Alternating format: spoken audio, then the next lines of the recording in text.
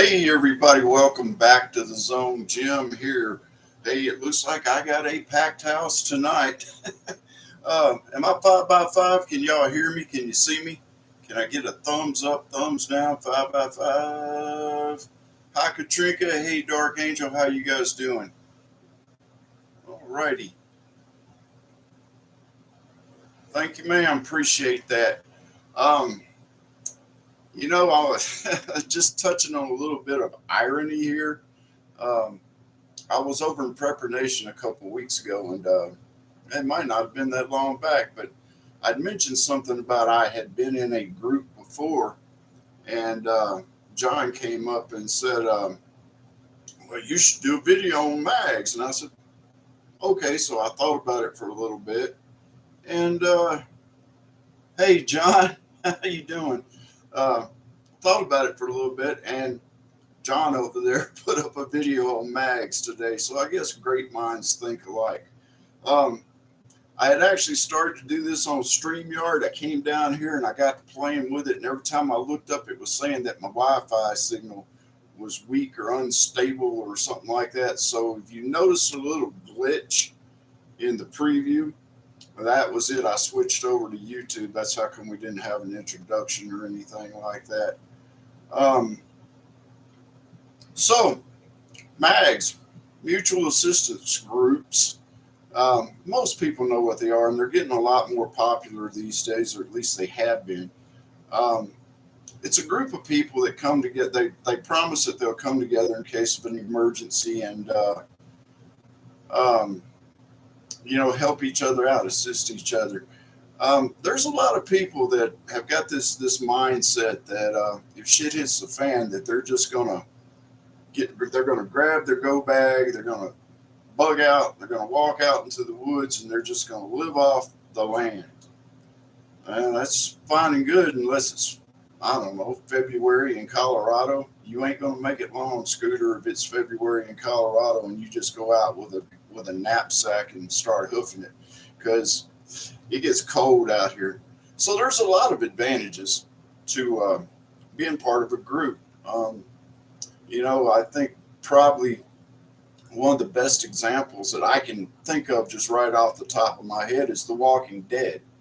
Not very many of those people would survive if it wasn't for Rick and his group, or Negan and his group, or the governor and his group. And we can go into all the politics about that stuff some other time. But, people naturally want to get together, especially in a stressful situation. There's safety and comfort in numbers. So it's always a good idea to have more than one or two people.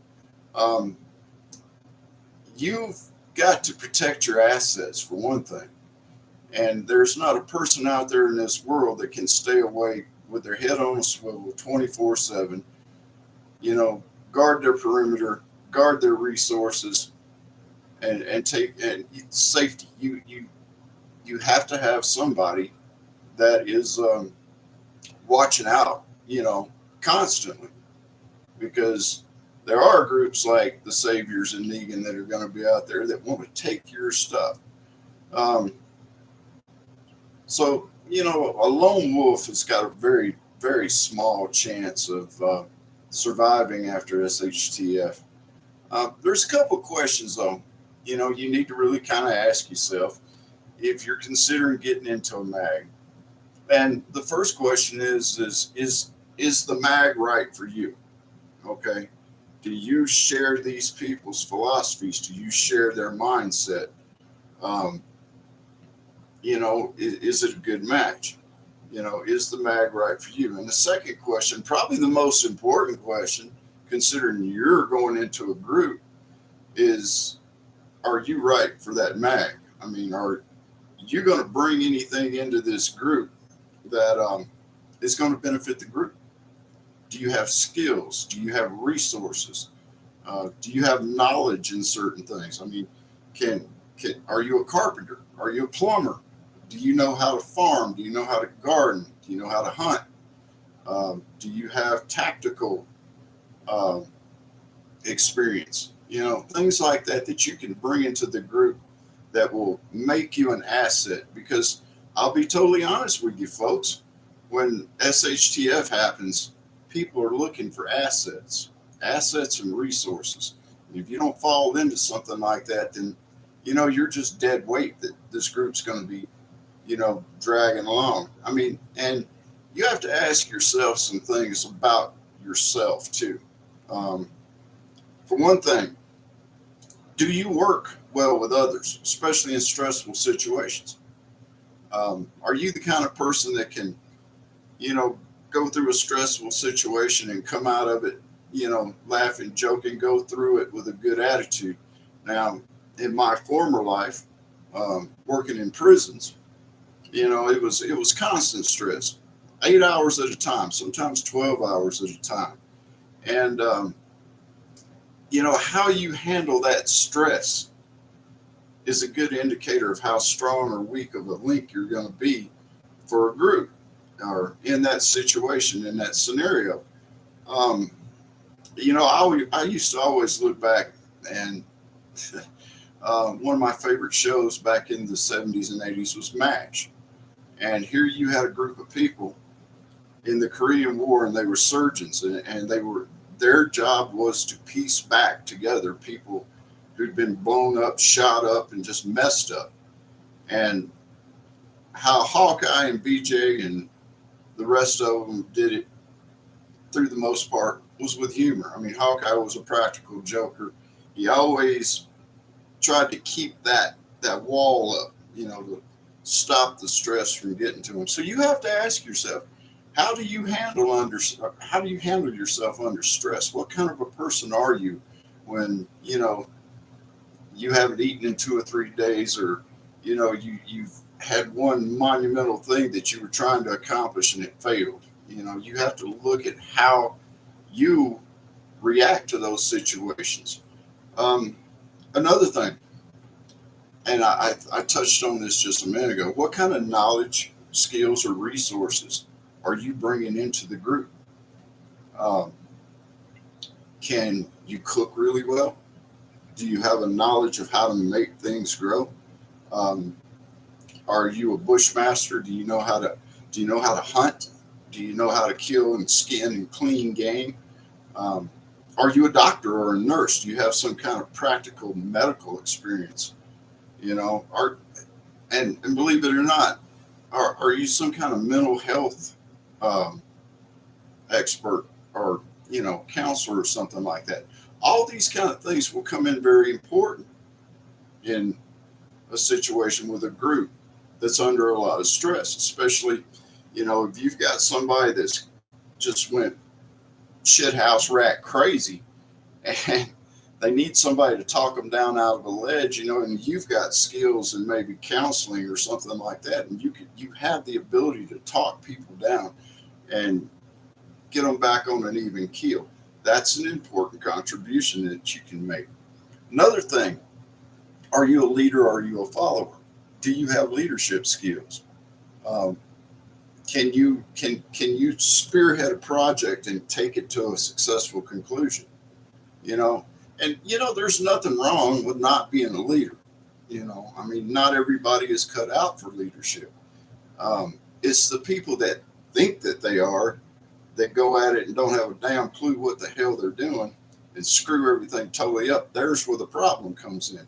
So your other question is, if you're not a good leader, if you don't have those skills, are you a good follower? I mean, are you willing to work together with other people as a team to accomplish a mission? Um, Another thing, will you commit yourself to going to meetings, going to training, participating in the group? I've seen a lot of people in the past, in some experience that I've had, that would join a group, and they, once they got in, you never saw them, never heard from them, never talked to them. You had people that were there every single time. Every single time there was a Zoom meeting, every single time there was some kind of gathering, every single time there was work to be done, you had people that would be there and participate. But then again, you had those people that would just kind of, yep, I'm part of the group now. um, and you never hear from them again. And probably one of the most important questions that you need to ask yourself before you go joining the mag is it is your family okay with it? Because you don't just come home and say, "Hey, darling, I just joined this, Colorado, mutual assistance group, and we've got meetings every other Saturday, so let's go," or "You stay home." Your wife, your children, any of your immediate family, they have to be behind you on this. They have to be in agreement with you on this, or it's not going to work. Um, and speaking of that, probably, I mean, if you want my honest opinion and from my experience, um, your family is probably the best mag that you will ever have. Your wife, your kids, maybe your in-laws, if you get along. If you don't, well, then they're not part of the mag. Um, Close friends, friends that you've known for years and years and years, people that you know that you can trust. Um, Co-workers that you've worked around for a long time that you know have the same mental kind of approach to things that you do, the same kind of opinions that you do. You know, this is where your mag is. Let me tell you something, Scooter. There are a lot. You type it in your state mutual assistant group. If you look, you'll find them. There are dozens of groups out there on the internet, and people that probably have first started prepping and they're getting into it, and they may not be really strong in one skill or another, or they may have some weaknesses or something. They're looking for like-minded people that they can join. And yeah, there's a little bit of the fear factor in there that's going on. Um, and they'll join these groups knowing absolutely nothing about these people. You know, um, if you are, considering getting into a group like that, then pay close attention to some things. Um, First of all, make sure that they have a very, very good vetting process. And this is going to directly affect you because you're going to be the one sitting there just kind of waiting, just hanging out, waiting to hear back from somebody. A lot of times that is part of the vetting. They want to see what kind of person you are, if you can wait, if this is something that you're willing to put your time into, put your patience into, and wait. But make sure that they have some kind of vetting process. And I'm not just talking about, you go to the bar one night and y'all all sit around, drink a couple pitchers of beer, and they clap you on the back of they clap you on your back and say, "Welcome to the group there, son." Well, no, don't do that. Another thing you need to look for, make sure that there is some kind of leadership structure in place. Um, Either there is a strong leader, or there is some sort of committee, some sort of board that makes the rules. Okay, make sure that that is in place because chaos is not a great thing when shit hits the fan. Um, Along those lines,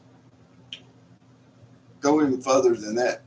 Make sure that there are written rules and procedures that you go by when you join this group. Okay. Um, Going back to the vetting thing, I think John was just talking about it today about this there needs to be a process to bring new members into this group. You don't just show up and get out of your truck and walk into somebody's house and say, "Hey, I'm Joe Bob Billy Bob, and I'm here to join the group because Stan over there invited me." If it's me, Stan's out of the group, you never got in the group, bye, see you. You're not getting in.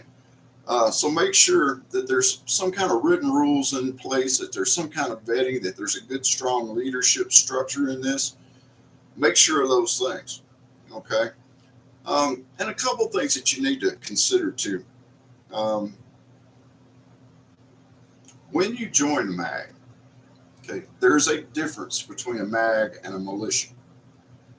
It's a very thin line in a lot of cases, but there is a very thin line between that. And the way the political environment is these days, you're going to be scrutinized if you're part of a mag. I'm just saying, if it's some part, if it's some official, internet crap that you got into, and I don't mean crap, but organization that you got into, and the cops find out about it, they know you're in it. People are going to look at you in a totally different way. Okay, be ready to accept that. If you don't want to accept that, then don't go there. Um, so yeah, you need to seriously sit down. You need to think about this. Now, I had mentioned that I had an experience with a group, and I'm not going to call it a militia. I'm not going to call it a mag. I'm just going to call it a group. But I had an experience with a group, had a good leadership, structure in place, the whole 9 yards, and basically for political reasons, the group disbanded, um, and it didn't disband for literally. It didn't disband. It sort of kind of morphed into another kind of group, and there was a lot of people. I think everybody that I know said, "Nah, forget y'all. That's not what we signed up for. That's not what we want to do." So groups splintered off of that group.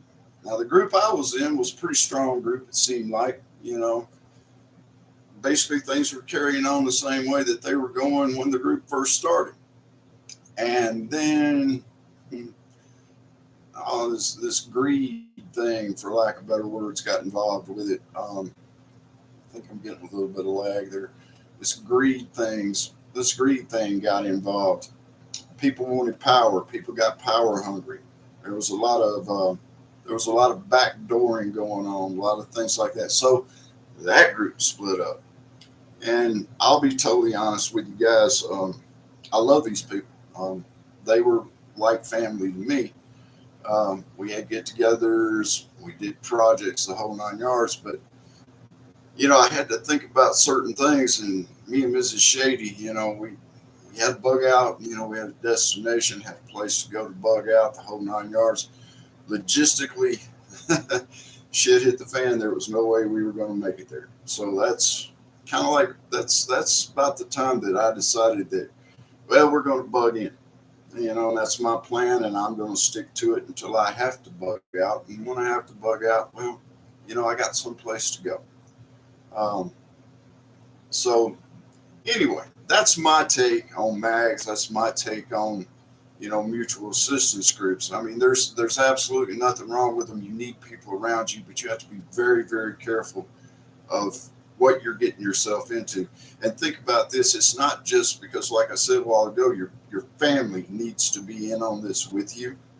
Um, so you're not just getting yourself into this; you're bringing your whole family in with you. So just things for you to consider.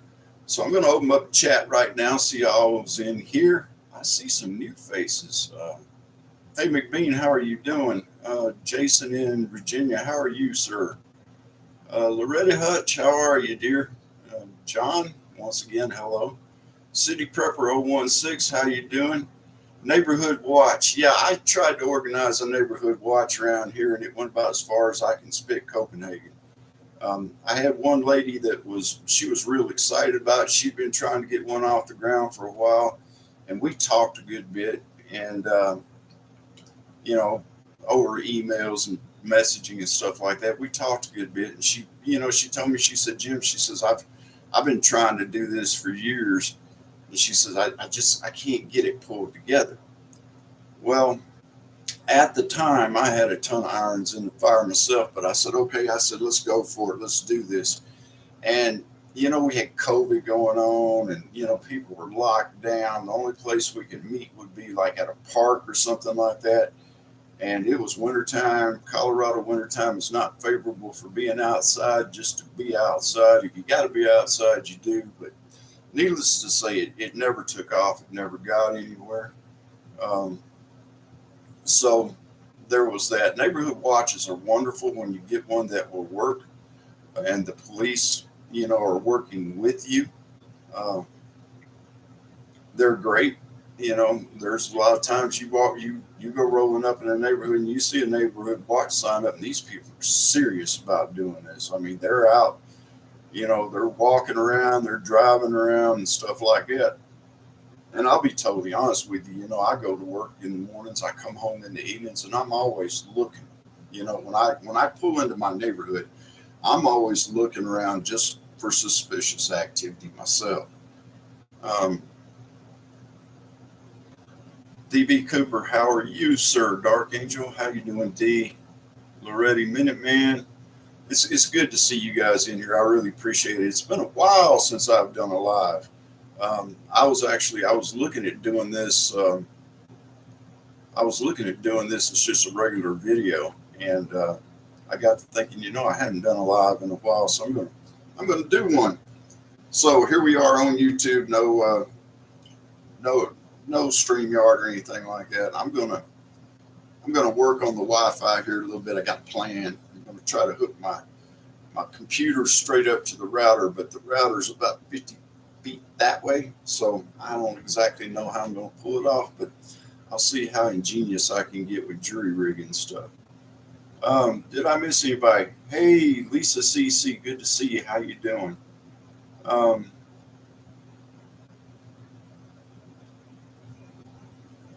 Thank you, Dark. I am too. I like doing these lives. I'm actually working on setting up another studio. I, just simple little thing to where I can kind of change it up every once in a while. Um, it's been some work. I almost did a video on what I was doing with the new studio. My problem is I got concrete walls and everything that I put up. No matter, I can use those command strips. I can use double-sided tape. It all just falls down on the floor. Luckily, I hadn't broken anything. But that did remind me. Thank you, Dick. Um, this is a shout out, and I don't know guys in here lurking or not, but one of the guys that does watch the channel every once in a while. We were at work it's been a couple weeks ago. Excuse me. It's been a couple weeks ago, and we got these really nice. You've seen them, the wooden American flags. We got a couple of those in, and I wanted one, but I didn't want to pay $40 for one. So I'm like, yeah, I can't really afford it. Well, somebody came up and said, well, hey, he said he was going to buy both of them. And I walked around the corner and I told dude, I says, you can't buy both of them. And he's like, well, why not? I said, because I want one of them and I can't afford it right now. So you can't have both of them. Uh, anyway, this guy only works like half a day, and I went to lunch, and I came back from lunch. He says, by the way, Shady, he said, your flag's back in the break room. And I said, what are you talking about? My flag's back in the break room. He said, yeah, it's back in the break room. It's got your name on it. I bought it for you. He said, I bought both of them, but I'm giving you one. So just real quick, I don't know if I can even get this in the picture or not because it's huge. But thanks, Tony. Appreciate it. This will go up on the wall in the new studio. Um, I'm really proud of that, and it does me good to know that there's people that's in the world like that these days. Um, still people out there with good hearts and things like that. It makes me want to pay it forward. So I owe somebody something here coming up. So what's going on in chat, guys?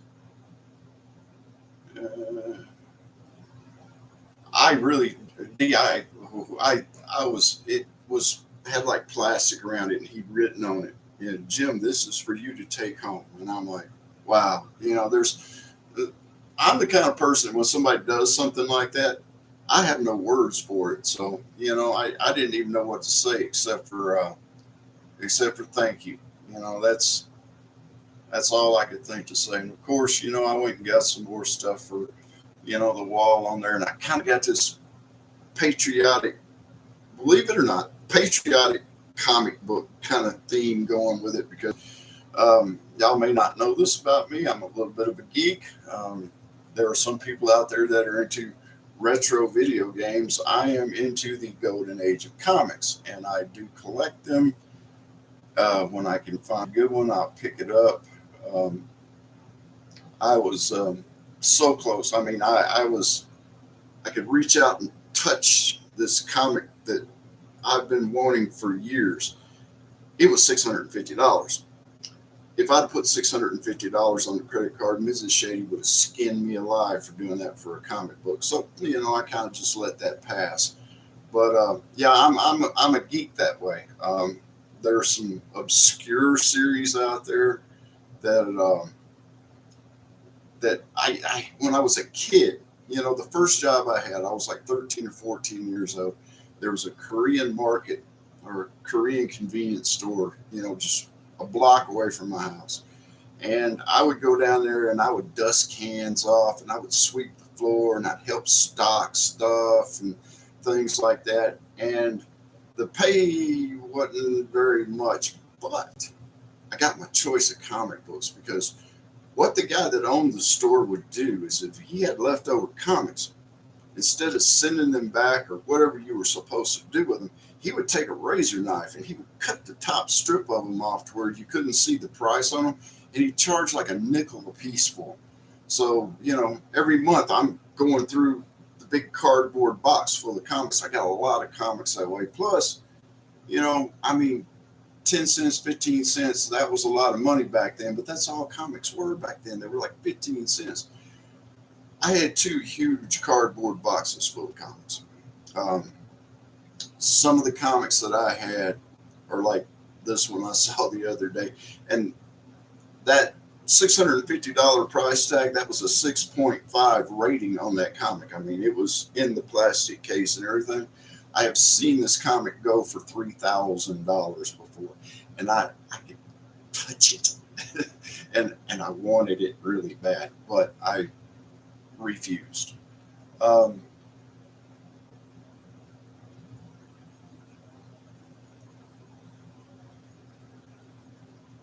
Dark Angel, are you talking about the Hunter Biden video that you put up that I liked so much? Because that was pretty darn good. In case none of you guys saw it, what she did was she took a bunch of different pictures and stuff of Hunter Biden that I didn't you say you got them off of YouTube? She got them off of YouTube, put them together, set it to music, made a video out of it, and YouTube took it down because it violated their community guidelines. God, YouTube's community guidelines, I think they changed like the ocean or whatever. Um, Retro, I can go back to the 50s.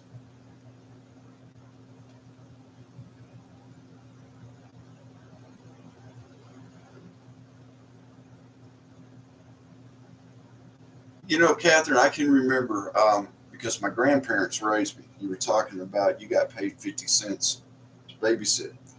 Um, my grandparents raised me, and after we lost my mom, I got her Social Security check. And things were different back in the 60s and 70s than they are now. Because back then, if your parent was deceased, you got Social Security until either you turned 18 or if you went to college, it would continue. So my grandparents got a Social Security check for me. I got $20 a month for an allowance. And I thought I was one of the richest kids on the block when I got my money. Um, I would go out. My first car, I went out, and how I paid for it was, for one thing, I saved money. And for another thing, I mowed grass. In the summertime, I mowed grass. In the fall time, I raked leaves. I put all that money back. And my grandfather told me, he said, if you do this, he said, I will go in halves with you on your first car. So my first car was I don't remember the year, but it was a Pinto. Yep, Pinto hatchback with snow tires in Mississippi. Why it had snow tires, I don't know. But I had the coolest little green Pinto that you ever saw. And I was proud of that car too, because I paid for it. I worked for it. Um,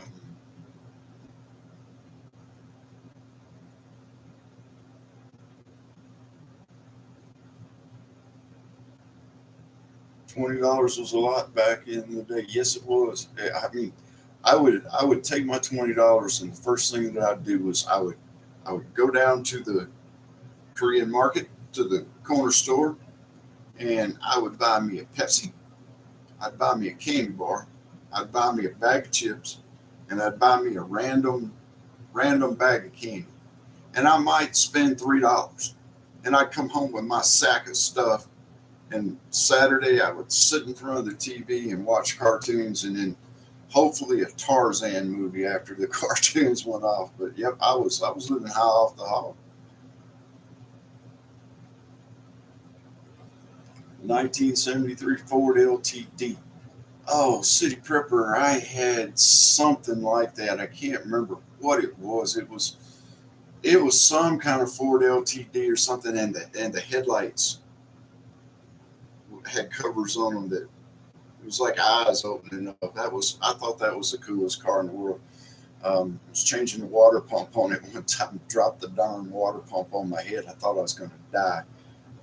I remember I was doing that at my apartment, and somebody in the apartment right there in front of where I was working was playing Eddie Murphy's live comedy tape over their stereo, and I'm laughing so hard that I actually dropped the water pump and hit myself in the head. That might be what's wrong with me today. Um, I worked at my dad's gas station after school till close and got paid $15 a week, and put 10 in the savings account. It came in handy when they hit a hard patch.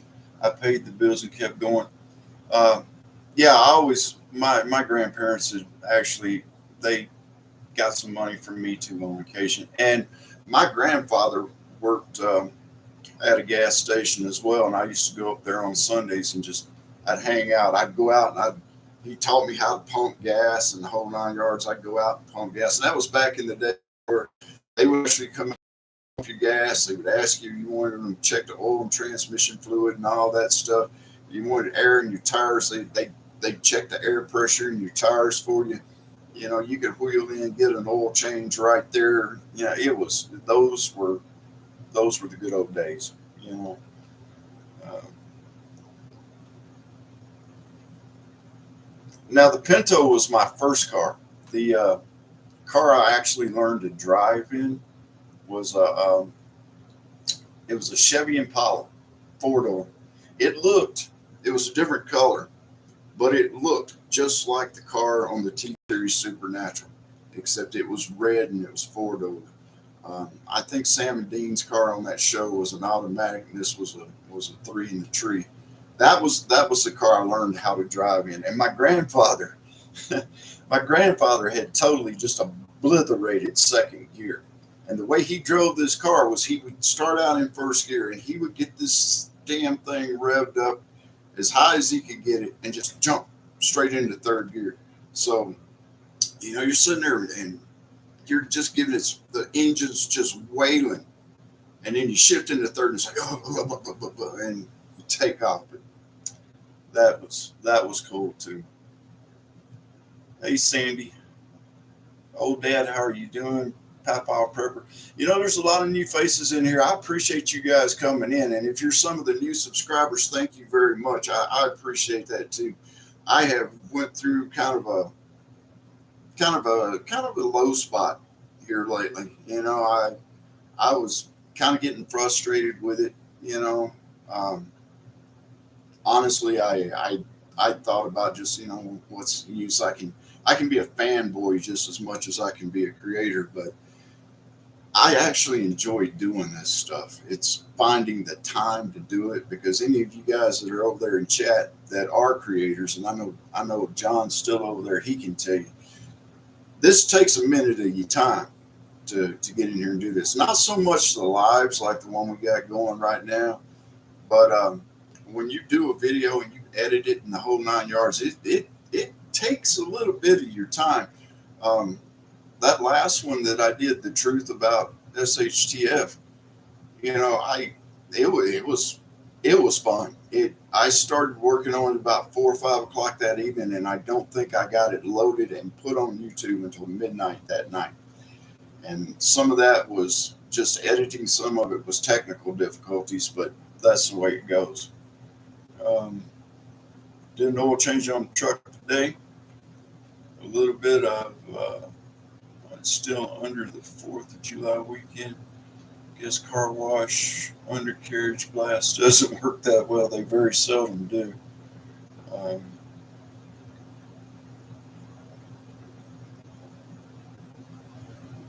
yeah, John, it's sometimes I'd rather just get up early in the morning and listen to you and come home and hear Mad Outdoorsman or go and listen to Backwoods or you know something like that. And I'd a lot rather do that and sit and listen to other people than come down here and do them myself because my God, it takes up some time.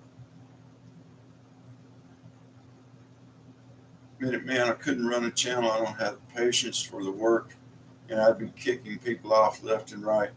Um, I don't. I can't say for sure if I've got the patience for the work or not right now. It's just something that I do.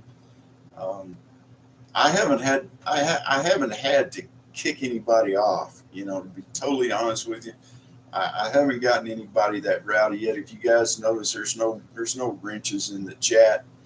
Um, if I go back over the chat and see that somebody was acting a fool, I'll ban them off the channel. But I just haven't had to do it. I just haven't had to do it because a lot of my subscribers are Beaverines, or they've come over from Mad Outdoorsman's channel. They've come over from Kelly and Rambo's channel, or they're people that I know that I personally know. And if I personally know you and you come on my channel and act a fool, then we're going to have words the next day, and you're going to get kicked off. So there you go. There's that. Um, yeah, Pawpaw Prepper. I learned how to drive with 3 on the tree myself. Um, but you guys are right. It does. It takes a lot of patience. It takes up some of your time. I mean, I was supposed to be teaching a karate class tonight, and I was going to do this last night and just didn't get around to doing it. I had to go weed the garden and water the garden and take care of the garden last night, which, by the way, I've got blooms on my squash and blooms on my cucumbers, and the tomatoes are making tomatoes. But I had to take care of that, and I was tired because I worked around the house all day yesterday, so I just didn't get around to doing it. So I decided I'd take a night off from putting on the white pajamas and teaching kids how to punch and kick, and do this. It does take up some of your time, and you have to make time for it. And another thing, guys, too, is I try to be considerate for some of the other creators out there. Most of you will remember I used to do my live chats on Monday nights. Um, Matt Outdoorsman does his live chats on Monday nights, and this is all about a time off thing and when you've got time to do it. So and trust me, I worked his job for 20 something years. I know the demands of that job. So I kind of yielded over my Monday nights, and because I'm not trying to step on anybody's toes around here. I got 118, 116 subscribers. Um, and I'm not trying to step on any other creators' toes because I sit and I learn from them. I mean, I'm sort of kind of a mixture of a lot of the creators that you guys all watch. I have to kind of keep my backwoods side in check. Uh, one of these days, I'm going to turn it loose and let that shit go, but we'll see what happens with that.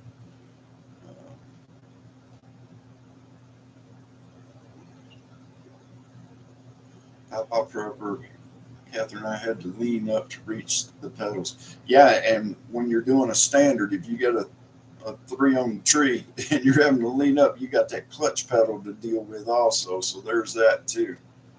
Um, Teresa, thanks for stopping in and spending your time with me while you're on break. I appreciate that. All right, guys, I think we've been going for almost 40 minutes now, and there was no introduction, so it's all been you guys chatting and listening to me talk. Look, if you got any comments about the mags, please leave them in the comments below. Um, if you like me, give me a thumbs up. If you don't like me, give me a thumbs down. Hey, I don't mind haters. That's what makes the world go round if you can't have a different opinion. Um, if you happen to meander in here, catching the replay, or you're in chat right now, just kind of being quiet, and it's your first time on the channel, hey, you can tell by the conversation going on over here, and you can tell by me, we're not a bunch of monsters, and we're not a bunch of right-wing lunatics or anything like that. We're just a bunch of people that like to hang out and talk about prepping. Um, but I am going to call this one good for tonight, y'all. I appreciate you being here. If you see some of the shorts, some of the other videos or anything like that, you like, or if you don't like them and you think it would be a funny joke, share them. I'd appreciate that too. That's the way I get the channel to grow. And for all of you guys out there that are new, like I said a while ago, you new subscribers, thank you so much. I really appreciate it. One thing that you will find out about me is I understand that I'm not nothing. My channel's not nothing. You guys over here in chat, you guys that are out there watching the replay, you guys are the ones that make this a channel. And I deeply, from the bottom of my heart, appreciate it. You can ask some of these guys about when I went in the hospital for my surgery and stuff. It was like having my brothers and sisters just constantly calling me, via YouTube and the Facebook page and stuff, but constantly checking on me, making sure I was okay, and that's what it's all about to me. So y'all all take care. God bless. And hopefully I will see you on the next one. If I can get the mouse to work and figure out how to stop this. But anyway, good night, y'all. God bless. Take care. See you later.